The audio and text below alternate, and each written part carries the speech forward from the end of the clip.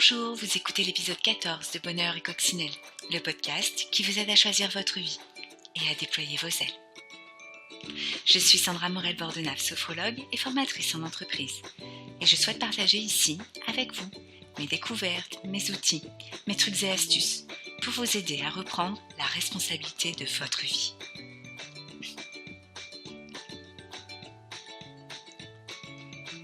Bonheur et Coccinelle est un podcast publié chaque vendredi. Vous pourrez retrouver toutes les notes de l'épisode sur le site www.bonheuretcoccinelle.com, rubrique le podcast.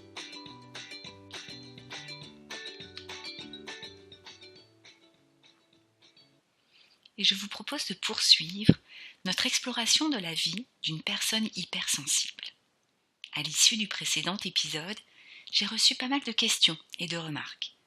C'est pour cette raison que je vous propose de commencer par un bref rappel, ou peut-être un autre éclairage sur les principaux signes qui indiquent que vous êtes hypersensible. En premier lieu, vous déployez une réactivité intense face à l'environnement.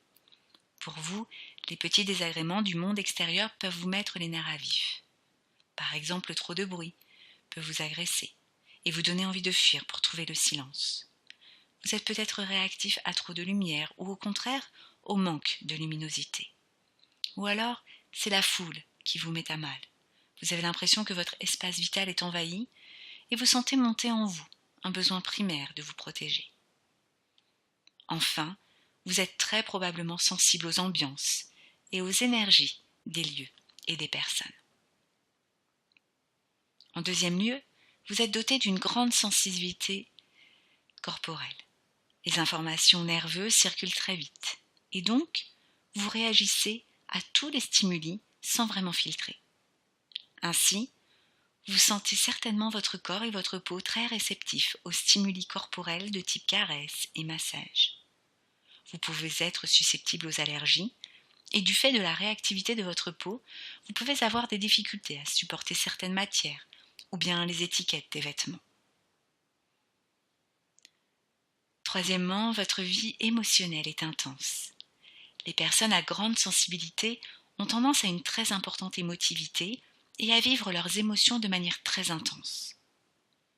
Vous avez le sentiment que vos émotions se déclenchent pour un rien et au quart de tour, et qu'elles vous saisissent jusqu'au tréfonds de votre être.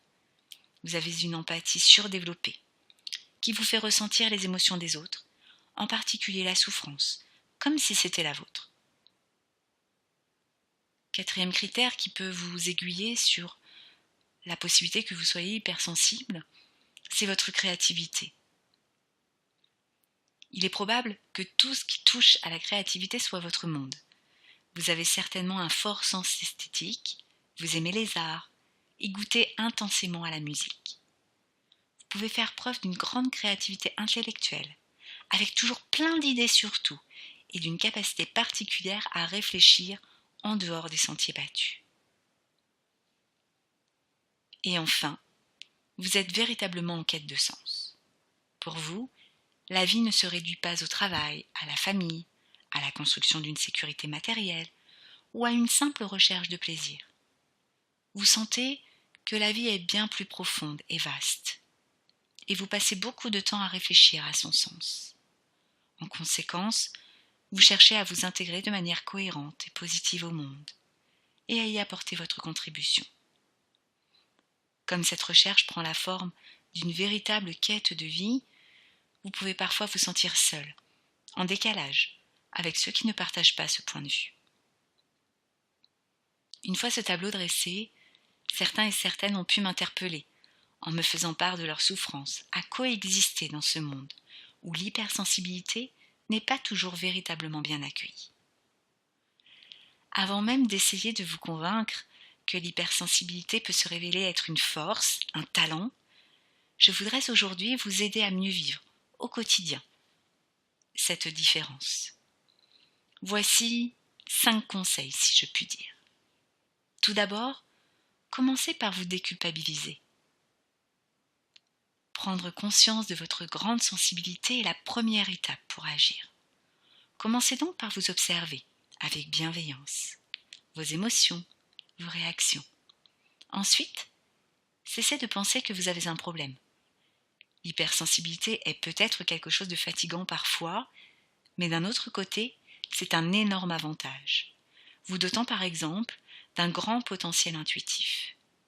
Et si vous faisiez une liste de tout ce que votre hypersensibilité vous apporte de positif? Un deuxième conseil pourrait être de faire de votre hypersensibilité une force.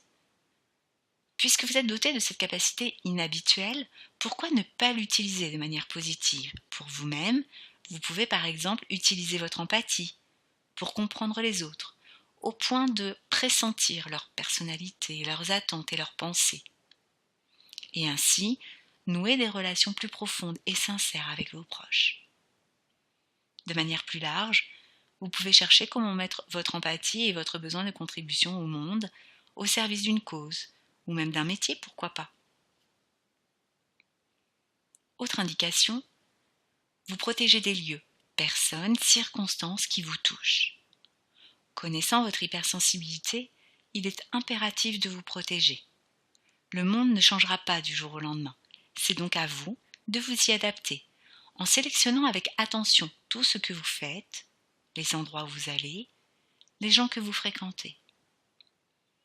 En vous protégeant de ce qui vous met systématiquement à vif, vous préserverez votre énergie, votre morale et votre ouverture envers les autres.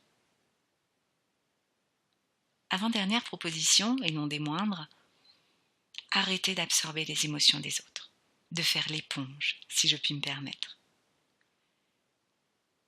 L'hypersensible a tendance à absorber les émotions des autres et à les vivre comme si c'était les siennes. Cela lui fait trop à gérer, en plus de ses propres émotions, et il s'en retrouve épuisé. La première question à vous poser est si le sentiment est le vôtre ou celui de quelqu'un d'autre. Ensuite, si l'émotion appartient à un autre, faites l'exercice conscient de la lâcher.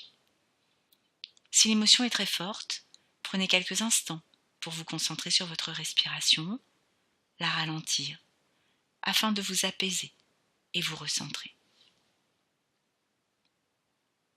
Enfin, dernier conseil de sophrologue, je vous suggère de pratiquer une discipline visant à développer la paix intérieure. Méditation en pleine conscience, exercice d'entraînement de l'esprit, yoga, qigong. Il existe une variété de disciplines permettant un travail de transformation intérieure qui permettent de mieux gérer les émotions, prendre du recul quant au fourmillement incessant des pensées et développer une certaine sérénité. Je ne vous ai pas parlé de la sophrologie, mais évidemment, vous vous doutez bien que c'est une pratique qui vous aidera aussi dans ce sens. Mais d'autres activités telles que le sport permettent de se vider régulièrement la tête et également de toutes les émotions ingurgitées pendant la journée.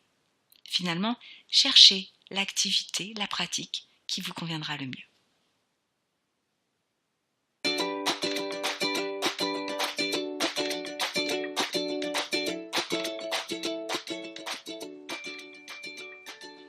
Alors aujourd'hui, ce sont les vacances scolaires et donc je ne vais pas vous donner de devoir de vacances. En effet, pas d'exercice particulier cette semaine. En revanche, pour ceux ou celles qui le souhaitent, je vous invite à vous reconnecter sur ma page La Bulle de Sandra afin de pratiquer un exercice relaxant de sophrologie. Rendez-vous donc sur mon site www.bonheuretcoccinelle.com, rubrique le podcast. Suivez l'actualité de Bonheur et Coccinelle sur sa page Facebook sous l'identifiant Bonheur et Coccinelle en un seul mot. Et n'hésitez surtout pas à partager ce podcast avec vos proches, vos amis, si vous pensez qu'il peut les intéresser ou leur être utile. Les vacances qui démarrent, c'est peut-être l'opportunité de réécouter ces 14 premiers épisodes tranquillement, à son rythme, pourquoi pas au bord de la mer. Je vous souhaite en tout cas un très bel été et je vous donne rendez-vous la semaine prochaine pour un nouvel épisode de Bonheur et Coccinelle.